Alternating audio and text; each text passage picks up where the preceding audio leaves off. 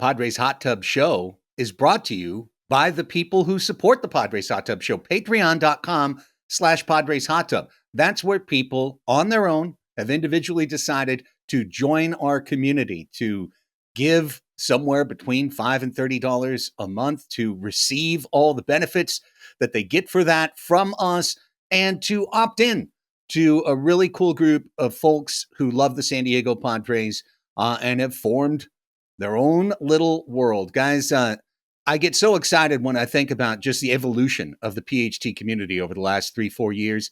It gets me excited every time we can welcome someone new in.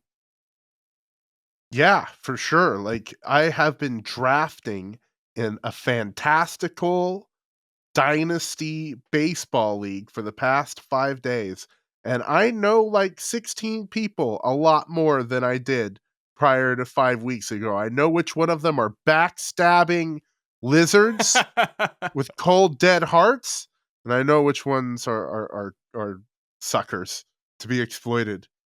And I also know a lot more about San Diego Football Club, which is a fun new thing that's happened in the last few weeks, where, you know, I watched a ton of soccer in college. I was a big Premier League fan, kind of fell out of it as the Padres started to get good, and I've been so baseball focused that it's been really nice to get back into soccer, and it's been really nice to have folks who are more knowledgeable than me about it telling me who and what to watch out for. So if you want to talk about San Diego FC, we have 2 distinct channels in our Discord specifically devoted just to San Diego Football Club. So come hang out with us. Yeah, the Discord of the Padres Hot Tub, I am not being hyperbolic in saying, is worth the price of probably a big patron admission alone, in terms of compared to what you have to deal with, whether you're on Twitter, Instagram, Blue Sky, no matter Threads, no matter where you are, you're always dealing with. Yeah, a couple people. I saw somebody do a Threads thing this weekend. Funny. Like, Blue Sky's no fun. Is it fun over here? Are people doing LOLs here? Like, short answer, no. But the Discord is a lot more fun and is a lot closer to that experience that we used to have, 16 years ago with social media than what we have right now. Never mind ad-free podcasts where you don't hear this ad, bonus podcasts like Banter and Have a Drink, and so much more. Check it out for yourself. See what's right for you. Patreon.com/Padres Hot Tub.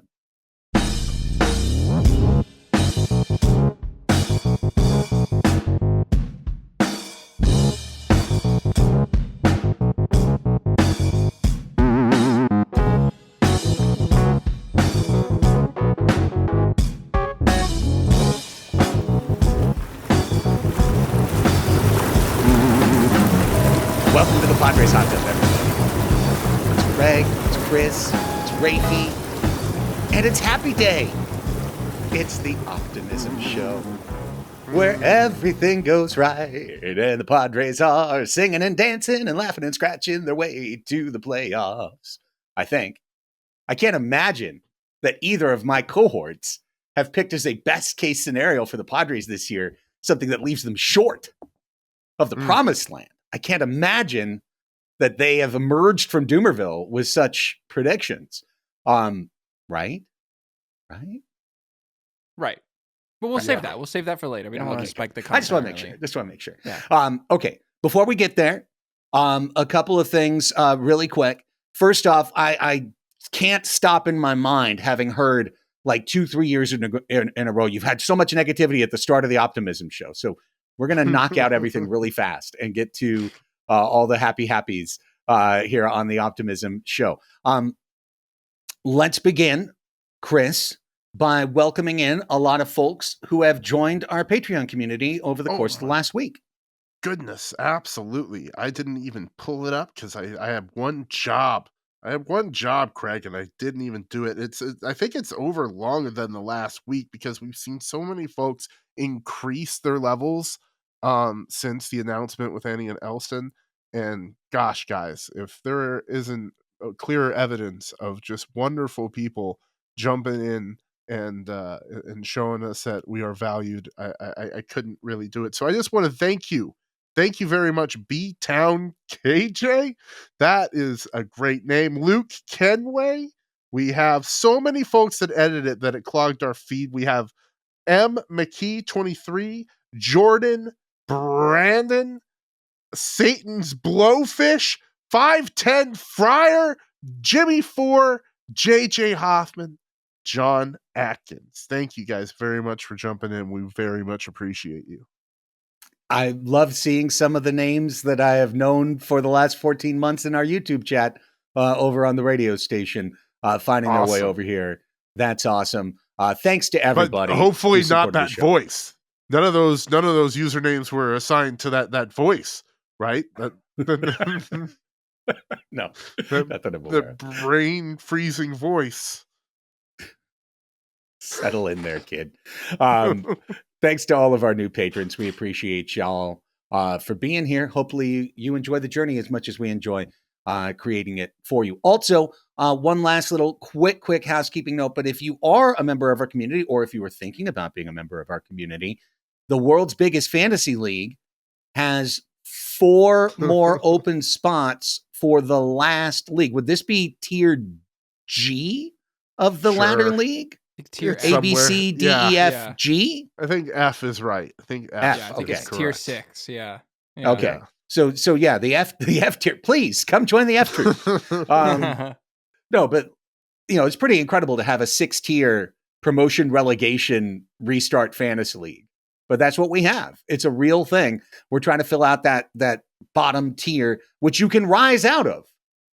Sure. Be the fantasy equivalent of Wrexham AFC and just move your way up. Get up closer to the Premiership. See what you can do. You can also make like me and Craig, and quickly we're going to see some of the folks who signed up last year overtaking us. My goodness. Hey, listen, I'm planning on staying in B League or moving up. I hope my team doesn't suck. Then I looked and, I drafted Garrett Cole as my number 2 starter. Oopsie. So, like Jerkson Profar is my best. So, start your team now, and you'll be past me and Craig before this. Before there's a new congressional vote. Don't know when that'll be. Cool. All right. Sidestep that one. Yeah. Just and moving on. Appreciate you. Check it out if you're interested in joining fantasy baseball. Last call. Basically, that's what we just wanted to say on the main show. Last call. Most of the leagues have drafted. We're trying to get this one up and rolling before the season starts. So check it out. Okay. There's not a ton of news, thankfully, because the last time we did the Optimism episode, there was a whole bunch of bad news the week of the Optimism episode. The only thing that would qualify in that category, I believe, from the week that was, gentlemen, was Matt Waldron suffering an oblique strain while warming up. Which came after, by the way, a very poor performance, which came after a not so good performance. So he was trending the wrong direction and then got hurt. And they will do the thing that you always do with pitchers. You're going to be careful. You're going to let it heal. So Waldron begins the year on the injured list. Probably that really screws his 2025 season unless the cards shake out one particular way or another to help him, because he loses his crack at the 5th starter job. That's going to maybe go to Randy Vasquez, who they said pitched well in a B game. Okay. How are we feeling about it being Stephen Kolek's job out of the chute? He's pitched really well this spring. He's looked good. And you know me, Craig, I'm the guy harping that we want to see the young guys. We want to give them the shot, their opportunity. I had kind of set my mind toward it being very beneficial for Stephen Kolek to get some AAA games, because the dude hasn't been a starting pitcher for a few years now. Like, I think his last competitive start was in 2022, that season.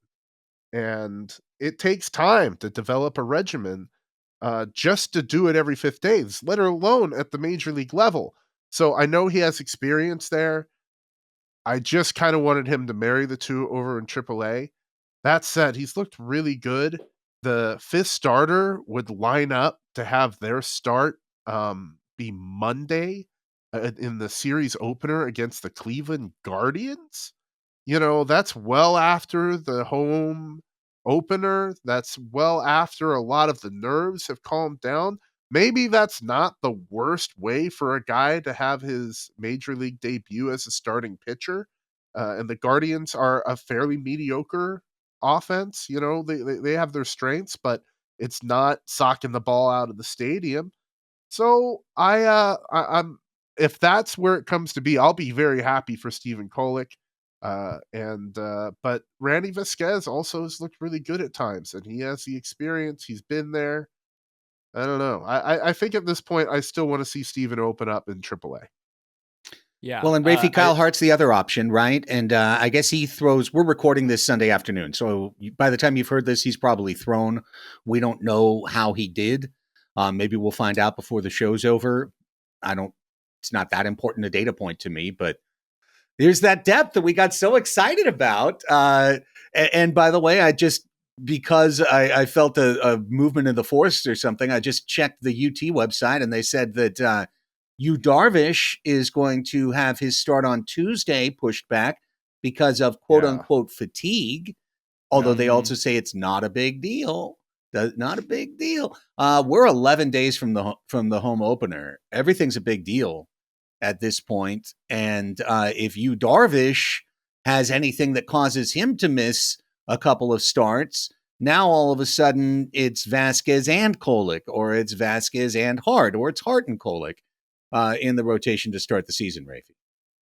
Yeah, and I just wanted to flash over to the game because Kyle Hart has completed his start already. He pitched 3 innings. The line that he put up was 3 innings, 5 hits, 2 runs, both of them earned, 2 walks, 3 strikeouts, a home run. That home run was given up to Corbin Carroll. And he also gave up a RBI single to Garrett Hampson, which scored Jordan Lawler. That's how the Diamondbacks scored their 2 runs. I watched most of that, and he did not look to be very much in command at all, as the walks would demonstrate, as like the missing out over the zone would demonstrate with those hits. Yeah. There's been a little bit of conspiracy corner going on in the Discord, because is Waldron's IL stint really an IL stint, or is it a phantom IL sort of situation? Like, he hasn't looked super good in the spring. I tend to kind of Occam's razor and say that's not the case, simply because he was warming up for a start. And like, if something had happened, they wouldn't put themselves and him in a position where like they're already warming up for the game. And then, now we're going to pull him in some sort of weird shadowy Illuminati, let's not hurt his ego sort of move. I find that suspect. I bet he probably actually is pretty hurt. And if it's an oblique strain, then, for Matt Waldron, who's trying to throw knuckleballs harder, that's obviously going to be limiting towards him. I did think it was funny when you said Randy Vasquez has looked good at times, and that at times is when he's faced right-handers. the not times is when he's facing left-handers. Pretty much, yeah. Yeah, I don't feel great about Stephen Kolek. Look, hats off to him. Has a 1 ERA so far in this spring, 9 innings pitched. But in those 9 innings, he's only had 5 strikeouts. So one, has to wonder if he continues to strike out half as many guys as innings pitched over the course of a major league season, how sustainable is that 1 ERA going to be? I would love to be proven wrong. Craig, I know you're a watcher of the Traders, and my wife and I always talk about Dylan Efron, who is Zac Efron's brother, was on this season of the Traders, and he's got such a kind of dumb younger brother aura when you first meet him that no one really took him seriously, but he was a prophet in this year's season. It's so many turns. And I always say to my wife, they laughed at him, but he's a prophet. That's what I'd say. And if Stephen Kolek comes up and starts and is successful, hats off to AJ Preller, because we were clowning Stephen Kolek as a Rule 5 pick from the Mariners. We were exalting when he went on the Phantom. That was an actual Phantom IL case with a rusty fingernail or whatever on August 2nd, right after the trade deadline. Exalting when that move happened. And if he comes in and throws meaningful, good innings for the Padres as a starter, Like, I don't even know what to say at that point anymore. So, um, I'm. Let me just say, I'm very skeptical, but in the spirit of optimism, collective rise up. Yeah. Well, right now, weird to say, I think he'd be the one I'd feel the most confident about. I kind of feel like I know what Randy Vasquez is. I mean, you said Yeah. it, Rafy. I can Yeah. just look at the starting lineup, count lefty versus righty, and let you know what kind of game he's going to have. If it's 4 lefties, he's going to leave a lot of traffic on base. If it's 5 lefties, he's going to give up 3, 4, 5 runs. And if it's 6 lefties, he's not going to make it out of the 3rd inning. You know, like it's pretty straightforward with Randy Vasquez. You'd love to see Kyle Hart show you something, but that spring training line, understanding that all spring training stats that are good are real and true, and all Yep. spring training stats that are bad are meaningless. And why were you watching anyway? Nonetheless, I don't get super excited about that line when Kyle Hart faces the Diamondbacks and gets taken yard by Corbin Carroll. I do want to bring it back to you, Darvish, and like kind of clarify our expectations for him. Because when we've gone through like our innings calculations, we're giving him like 120, 130 innings, right? That's where we are at. I like the Union Tribune kind of puts it at maybe 100 innings. Was that mentioned in the article, or was that in the Discord? I think I that's might in the be conflating. Discord. Yeah, the Yeah. Discord now is like at 100. I think that's a little low, but 150 innings for you, Darvish, would be very, very high. I said it in a high-pitched Smeagol voice last week, but the list of pitchers in the last 20 years who are over 35 years old and had seasons where they pitched 150 innings or more, that list is very, very short. So that's where the Padres are rotation-wise. The guy who was expected to be their number 5 isn't going to be there at the start, but he doesn't have like a shoulder or an elbow injury or anything, so he'll be around. You know, the reason I said it could screw Matt Waldron's season is that what if one of these other pitchers is good? You know, and trying to, again, keep the optimism flowing. If Stephen Kolek does a good job, Matt Waldron loses his shot at the number 5. He has to wait for the next opportunity. If Kyle Hart is dazzling, you know, Matt Waldron is stuck in El Paso. So, you know, for Matt Waldron, very unfortunate, because I do think even with a couple of games of struggle, he was probably going to get that job just like he did last year. But now we move on. We see what's going to happen for the San Diego Padres. John Seidler had his first public commentary. Yeah. Do you guys have any meaningful takeaway from it? Not like I knew it was coming. Like I knew the Kevin AC interview with the homie friendly fellow who's now running the team was coming, and it hit all the beats, man. You know, he's gonna stay committed and all that, and I take away that they want things to appear very stable. Yeah. You know, again, this is a thing that we talked about when the lawsuit was first announced, and how both sides at the time are kind of weaponizing the notion of like, we're committed to Peter's vision. Like, you know, like they're using Peter's vision as like, that's like as their kind of buzzword thing that they're going to keep saying because they know it's what the fans want to hear. And so, look, I mean, we heard more of the same. Let's see it. I mean, look, if Jose Iglesias breaks camp with this team, which it by all means he will, you know, we're going over the second apron and we're going to have a corresponding move to get underneath. And that's a commitment to winning move. You know, I will be impressed. So without spiking too much of what I want to say in the optimism portion of this, I'll just say, hey, like I'm really just happy that we're into the next phase of this thing, and it doesn't need to be a constant news item as the season continues to go on. Absolutely. So that's where we are right now in terms of the latest news. You know, okay, John Seidler, great. Got to hear about his Dodger fandom, and now he's changed and actions count. Interview doesn't. Matt Waldron covered that. Cool to see somebody's Padres PJ get a nice workout yesterday, as basically the starting lineup went from Peoria back to San Diego yesterday afternoon for the SDFC match. It's pretty funny that for their first ever home match, it was Manny Machado that brought out the ball. They've got this big, oversized, glowing LED soccer ball-y thing. Orb. Yeah, it's an orb. It's an orb. Major orb vibes. But the first game they had Manny bring it out, and then the second game they had Joe Musgrove bring it out with all the rest of the Padres around him. I'm like, who's going to be in the third game?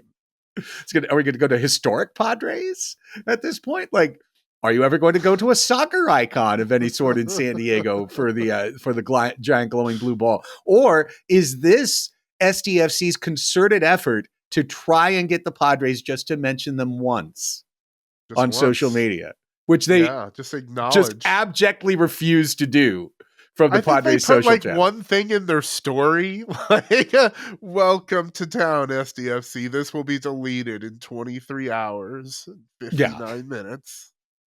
Exactly. So, anyways, good time seen by that. And anytime things seem to be lulling at the match yesterday, guys, they would just like pop back over to that suite, and they'd be like, "Look, here's Jackson Merrill. He's here." It's like 10 minutes later. It's like, "Look, here's Luis Ariz. He's here too." That's a sign they know what they're doing, man. Good on them. That was a fun game, milking too. it.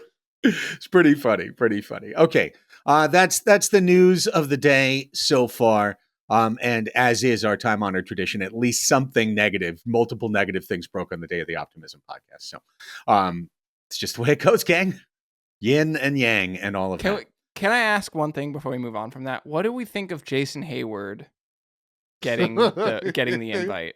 You had to drag poor Hey Dog. Veteran respect. Yeah, nice guy. But he's making the team, right? They brought him, Rafy. They brought him for the halftime speech, as you can see from the result. They sent him down into the locker room. Mikey Vargas is like, I've got a special guest right now. Come on in. Yeah, I do think Jason Hayward's making the team. And I think that I'm very, very confident about.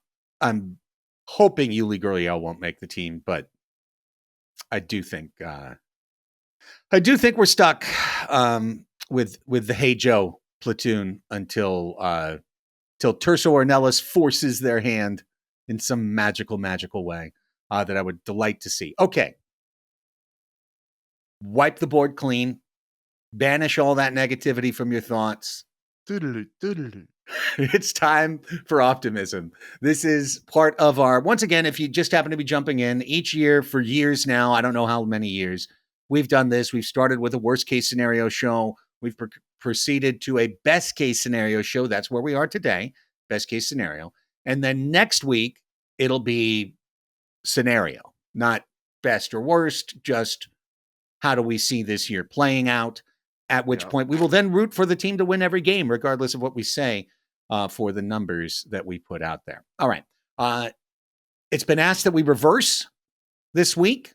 Last week, I believe Chris went first, Rafy went second, Craig went third. So this time, Rafy, you're stuck in place. Craig will go first. I'll move next week. Yeah, Rafy will go second and Chris will go third. And here we go. How do the Padres win the most games that they possibly can win in 2005? How does it all break down? 2005. Is Jake Peavy going to have a great year? I think it's going to be Josh Bard. I think Joe Randa. I think Randa needs to hit at least 20 home runs. I feel like Kuzmanov has a chance. Okay. Oopsie.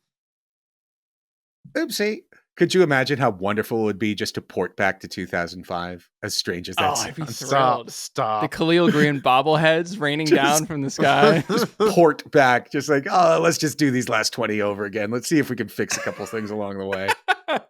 Let's see if we can just couple little surgical changes to the last 20 years. See what happens. Okay. How do the Padres win the most games possible in 2025? All right. That is the assignment.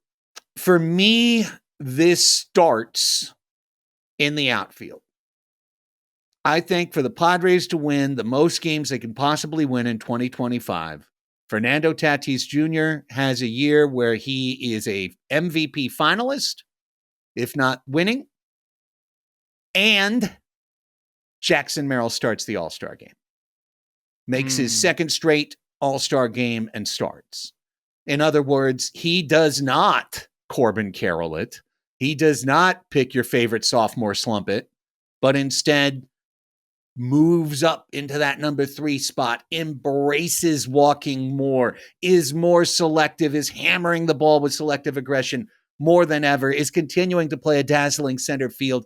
And Fernando Tatis Jr. to his left, and your right, camera right, plays 148 games this year. Like, plays the whole season, kicks ass, second 40-homer year of his career, has that power, the whole season, and is just a dynamite player. I start there. I think you need a couple of 5 to 8 WAR performances for the Padres to truly be a kick-ass team this year. And those are my 2 guys I'm picking to take that step up. I think they both have it in them. I don't think it's totally unrealistic. All right, the next thing for me should be obvious, and I'm guessing we'll have some variation of this from all 3 of you, which is that Xander Bogaerts plays to a 4 to 5 WAR season. Like, he has a year that reminds us, and by reminding us, I actually mean shows us for the first time in 3 years. The first time he showed up, that first April was pretty great. It was great. You put up 4 WAR in 2023, lest we forget. Yeah, like 2.5 in a month, and then 4 months of nothing, and then count it. Count it, Greg. I know. But that's what I'd really love to see is for us to do a couple of shaking our heads, looking at each other, going, "That's why they invested in Xander Bogaerts." Because right now, if someone asked me in beginning year 3 of the experiment, why did they invest that much money in Xander Bogaerts? I wouldn't be able to go, well, the reason is, instead we're talking about Trey Turner and Aaron Judge and opportunities lost and so on and so forth. But I'd love to have a baseball reason to be like, yeah, that dude's worth $40 million and we're paying him 25. So Xander Bogaerts is a huge part of the story for me. Next up is the rotation. Dylan Cease and Michael King have the years that their agents are dreaming of. They both pitch to the best version of themselves. 375 innings between the 2 of them and 420 strikeouts between the 2 of them. And both make the All-Star team. Both are top 8 starters at the end of the season in the National League. I don't think, again, that is pie in the sky. I'm just asking the elite players to play to the top of their range. And I think it's going to be important for the Padres to get to where they need to get. Beyond that, you need the 3-4-5 to not be a meltdown. So that means when we talked about you, Darvish, okay, that can we get to Michael Wacha's number? Can he throw 132 innings this year? Can one of those kids that we talked about at the start of this, Kolick, Hart, Waldron, Brito, somebody, have that step forward where for a few weeks they're pretty darn good in the rotation. Nick Pivetta obviously pitches solid, pitches good, has the ballpark help him along the way. That's part of my best case scenario. And I think the last part of it for me, because I am unwilling, and maybe one of the 2 of you are, and it'll be fine if you do, but I'm unwilling to do the hey, Joe combines for Profar's number type of prediction. That was the dream when it happened, right? Yeah, absolutely. But I don't know. Maybe 2 months from now, that'll seem really, it'll be like, duh, why didn't you pick that? Jason Hayward's hitting 375 with 8 bombs, cool. But what I'm saying instead is just that it's not a total black hole at the bottom of the lineup. that you do get something out of for the fourth year in a row or fifth year in a row, we have a pleasant surprise at catcher.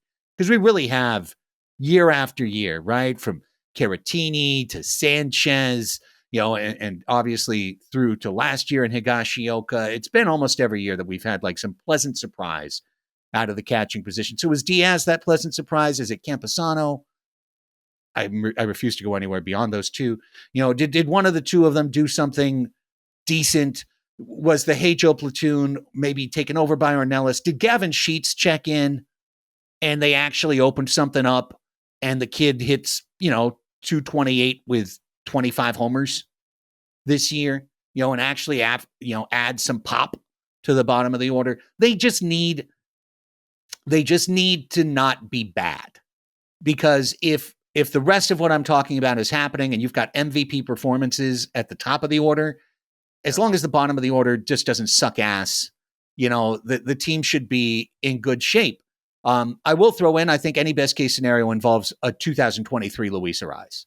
So a dude that's just ripping it, challenging 400 for a good portion of the season, and really electrifying the top of the order. Here's the last thing I'm going to say. The Padres will need to not follow the sine wave of terrible extra inning, incredible extra inning, and go back to terrible again.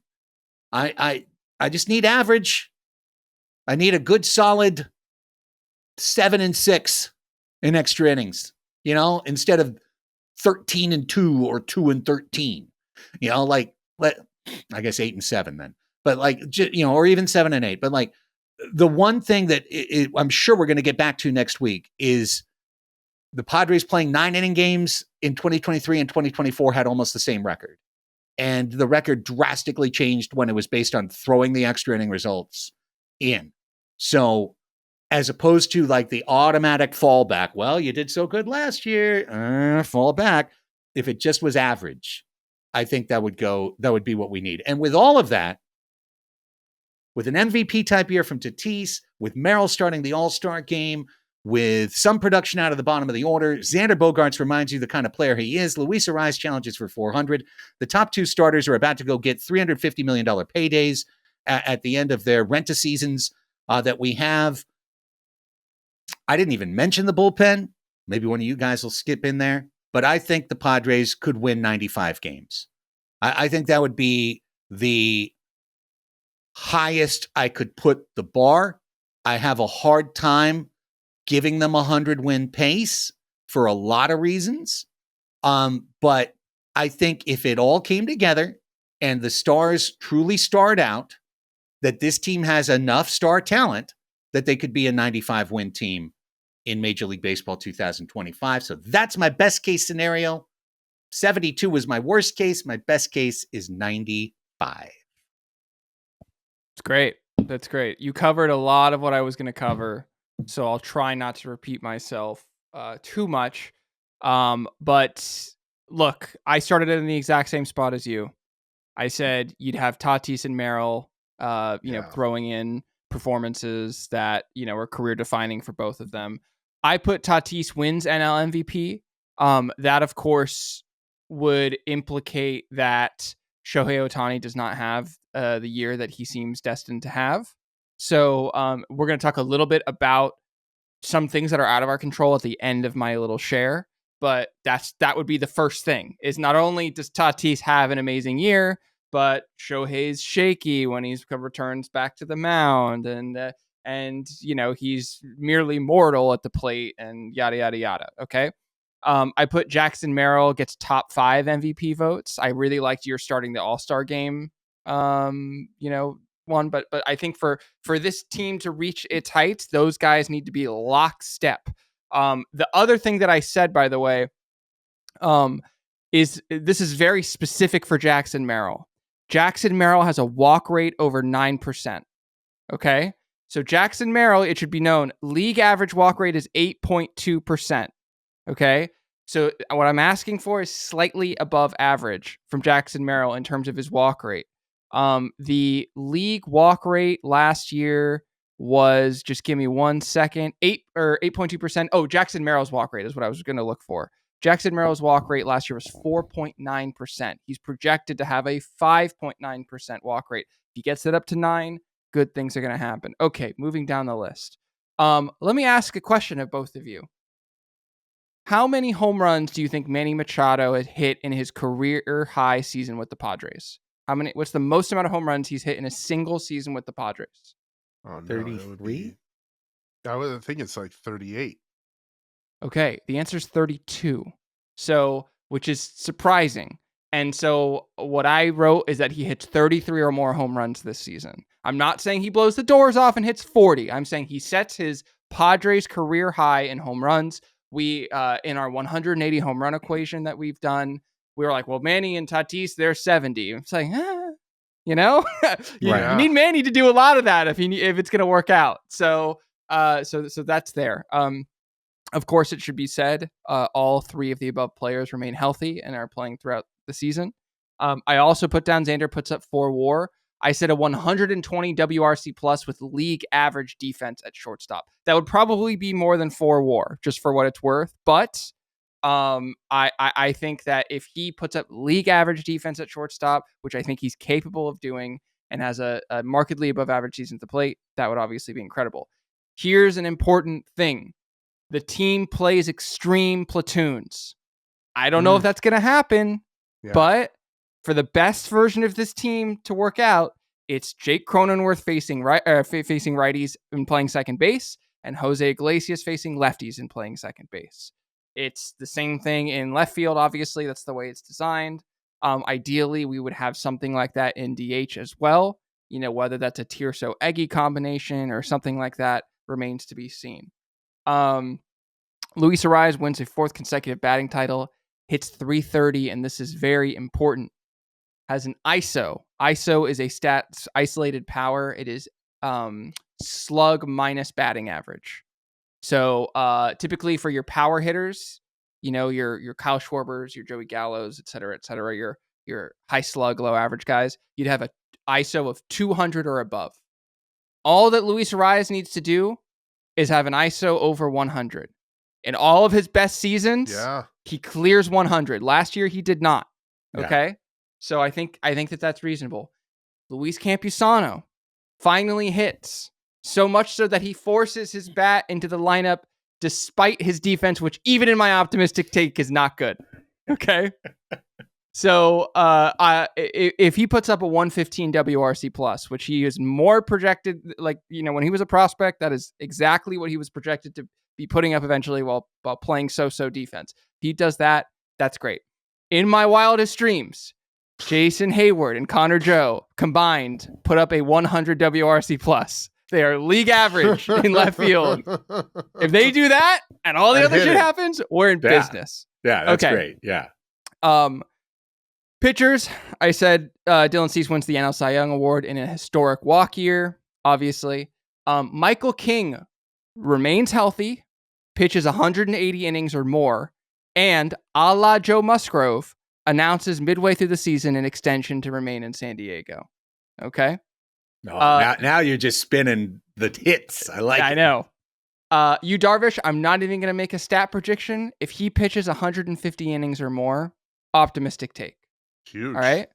2 years ago, I believe he pitched 136 and 2/3 innings. He hasn't pitched more than 150 innings, I think, since he first got here. Yeah. So that would obviously be huge. The Padres and Nick Pivetta get the Petco Park of yore, and all of his fly balls die on the warning track. All right? Oh, how sweet that vision Here's is. another one. Joe Musgrove does not pitch in 2025. That's it. Okay? He does not pitch. He's out of the hyperbaric chamber. He's out. He's not touching a kettlebell. Like, that's probably too much to ask, but he's just off the field. Doesn't matter what happens. Yeah. The 5th starter spot combines for 165 innings pitched or more. Okay? I know. I'm not even asking stats of them. I'm not even asking an ERA. I'm just saying just numbers. Be on the field and save our bullpen arms. I like it. Last pitching thing, Yuki Matsui and Adrian Morejon are reliable lefty shutdown options, which will obviously come in handy against the Dodgers, against your Corbin Carrolls, etc., etc. Okay, last section. Things out of our control. These are things that need to happen that are out of our control. Sleepy Bob continues his dive of the San Francisco Giants straight into McCovey Cove, and they are a non-entity. The D-backs pitching is not as robust as first thought. Okay, they have a formidable rotation. Obviously, Corbin Burns is going to be anchoring it. They're just not quite as good. They have some bad injury luck, et cetera, et cetera. Here's one. Jackson Merrill has a better season than Corbin Carroll. Okay? Yeah. That'd be huge. That'd be huge. The Padres make the season series against the Dodgers competitive. I'm not saying they need to win it, but it is competitive. The NL East all cannibalize each other, and there's no big runaway team, and that they all are kind of floating in like the, mid to high 80s, and they're taking bites out of each other, et cetera, and there's not a world-killing team. The Brewers are a non-entity, and the Cubs run away with the NL Central. So that I'm thinking we're playing Central teams and we're picking up wins because the Brewers aren't that good and the Pirates have another shitty season or whatever, blah, blah, blah. The non-Ethan Salas and Leo DeVries prospects have great pump and dump springs so that we can trade them come the deadline. And finally, this is my last point. I'll hand it over to Chris. Ethan Salas and Leo DeVries do not play in 2025 at any point. So in the major leagues, they play wonderfully in the minor leagues. They play wonderfully in San Antonio and El Paso and la la la la la. But yes, anyway, that is it. And Rafy, it adds up to sorry, I should say, if all those things happen again, similar to you, Craig, I can't go higher than 96. But what if I just said what I just said happens? Like, it's probably a better season than 96 wins if every single thing I said comes true. Yeah, but that was a lot. Joe Musgrove not pitching. Oof. I also just I have to be. It's 2 extra wins right there. Yeah, exactly. Christopher. Dude, I love it. And you guys know this podcast is way more my energy than last week. I love living in the possibilities of the good. As a fan, that's how I carry my fandom. I love eating up the possible storylines. And Rafy, you're at the end there. You said a bunch of stuff with other teams and how they need to go. And somebody may say that it's not possible, but I say no. It's necessary. You are very right. The competitive field of the National League is intensely good this year. And that's just not even looking in our immediate proximity with the Diamondbacks, who are an excellent baseball team, the Giants, who are a baseball team, and the team that we live in the city of, the unnamed. So I think I ditto a lot of that, and I ditto a lot of the things you guys both said. Tatis and Merrill, the Padres outfield needs to rank among the top 3, even carrying whatever's going to be in left field. They need to be absolutely elite for this team to reach the strata it wants to. I think Tatis MVP season is the optimistic projection for the Padres and for that young man. He, in the playoffs last year, fulfilled every dream we wanted of him on that stage.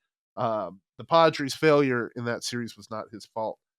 Jackson Merrill, being better than Corbin Carroll is the exact metrics, Rafy. You nailed that. Xander Bogaerts, I'm so hopeful that this dude brings it this year. He's lost a little weight. He looks a little younger in the body, and he's excited to be playing his natural position. I think that bodes well for the dude finally settling in. You said it, Craig. We don't know who Xander Bogaerts is. The Xander Bogaerts that Boston got to watch for 6 years isn't the one we've seen outside very short sample size. So best case scenario involves that coming to fruition. This season is about something. It is about the closing of a chapter. And it's getting overlooked a little bit. At the end of this year, the Padres will no longer use their pink and mint City Connects that Luis Ariz looks so good in.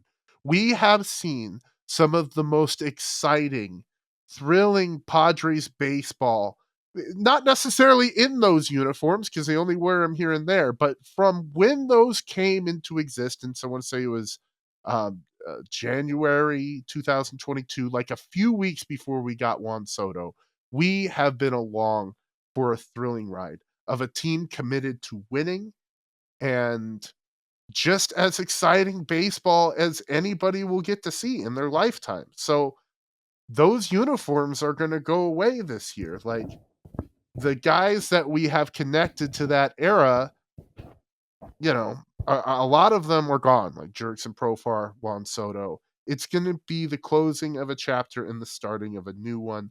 I think the team can do it with the core of Manny Machado, Fernando Tatis Jr., Xander Bogaerts, Jackson Merrill, and Luis Arias. Those are 5 excellent baseball players, Padres fans. You should not be pessimistic with those guys meeting the bulk of your lineup. However, at catcher, Newton's third law will need to apply, which is this isn't the third law, but it's the quote from Interstellar. It's that you gotta leave something behind. You can't just take what we have right now at the catcher position and expect to fall successfully into the black hole of winning a championship. Martin Maldonado cannot be on this team in an optimistic podcast. And frankly, the other catchers outside of Elias Diaz can't either. So my optimistic projection is the Padres trade for a catcher. And it's different than last time. This one's a real catcher, and he catches, and he hits. And that leads the team to not having an absolute abyss at the bottom third of the order. AJ Preller writes an executive order saying no player with the letter W can be on the team. It's nothing personal, Jason Hayward. It's nothing personal, Matt Waldron. It's nothing personal, Tyler Wade. It's the letter in your name, Jacob Cronenworth. They all go! And all of a sudden, the lineup is all of its gears perfectly. The team has remade itself at midseason. I'm just kidding. None of that can be in my projection. That's in my hopes. What can be in my projection is the prophecy that was in that first City Connect video, gentlemen. 2 cities, 2 cultures, 1 team. Turso Ornelas is a native of the Padres' hometown. 2 cities, 2 cultures. He needs to be on this team. He needs to be on it quick. The club thrived on Jackson Merrill's youthful energy last year. Turso Ornelas has had the club make a big investment in him. They need to give him a chance at the biggest stage. They need to put him on the opening day roster. Gavin Sheets has earned it too. I really hope that Jason Hayward is not on the opening day roster, because if he is, my optimistic projection of 95 wins will be seriously hindered. Well, he probably will, but that's okay. 95 wins. Nonetheless, it'll just be a little harder. I was the most optimistic? You are the most optimistic. Get out of Rafy. here. I know. Wow. Well, All you right, I'm gonna listed go buy out a lot lottery of like ticket. statistical like success. Like, Yeah. you put a lot of big numbers out That's there. true. Like, It's the optimism episode. What are we doing? Come on. Yeah, it's fine.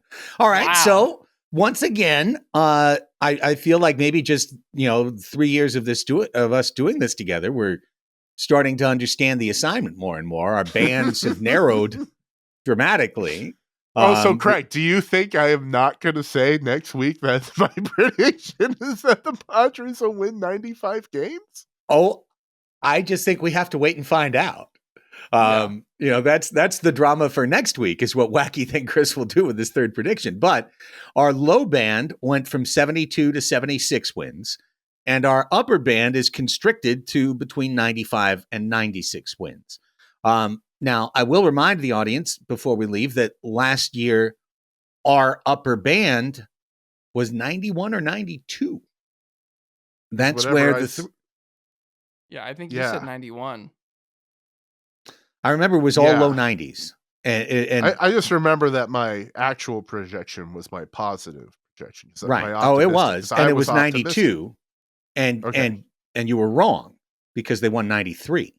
That's true. So, That was the closest without going over, as we know from well-established Price is Right rules on this podcast. Indeed, you would be the winner in that scenario. But point being, they exceeded last year our most optimistic predictions. Just like the year before, they de-seeded our most pessimistic projections. Yeah, no, that's true. That's true. So can't you just be average this year, Padres? Just kind of. That's really. Rafy so nailed it with 100 WRC plus outright mediocrity at left field. Unbelievable. Well, hey, listen, hopefully that got you fired up, get you ginned up for Padres baseball 2025. Yes. I have a question. We said 95, 95, and 96 wins. In your optimistic take, do any of those scenarios, do the Padres win the division? Yes, because of Murphy's Law. What can happen will happen. And Shohei Ohtani could get arrested and sent to prison for heinous crimes. For me, no. Okay. I am also going to say no. Yeah. Even in my 96 win scenario, I don't think it does it. I think that comes from cannibalizing the Diamondbacks and Giants. Yeah. Andrew Friedman could pack up all of his belongings and disappear himself to Cambodia.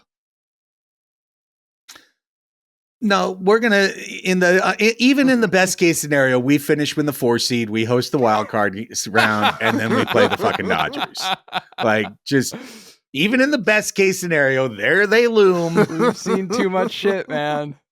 The Death Star in the, up in the sky, just like, yep, there they are. Yep, there they are. Okay. Next week, we come back and we give it to you straight. Our actual predictions for the year, all the last roster machinations, who's going to make it, who's not going to make it, and where do we think this season falls. Stay tuned for that next week. Also next week, we'll start to talk about our programming plans for the 2025 season. Short version, more robust, more stuff. Beefy. Maybe a lot more stuff, but definitely more. So stay tuned for that. And if you're a patron, go check out Banter. And if you're not a patron, patreon.com/Padres Hot Tub, you could check out Banter and hear the other show.